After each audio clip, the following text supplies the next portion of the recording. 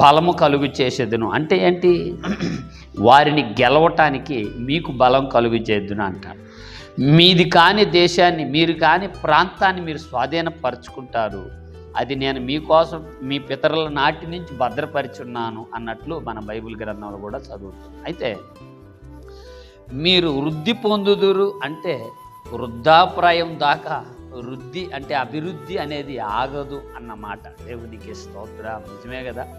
మనం అప్పుడప్పుడు చూస్తాం, కొన్ని విషయాలు భౌతికంగా చూస్తాం, కొన్ని విషయాలు ఆత్మీయంగా చూస్తాం.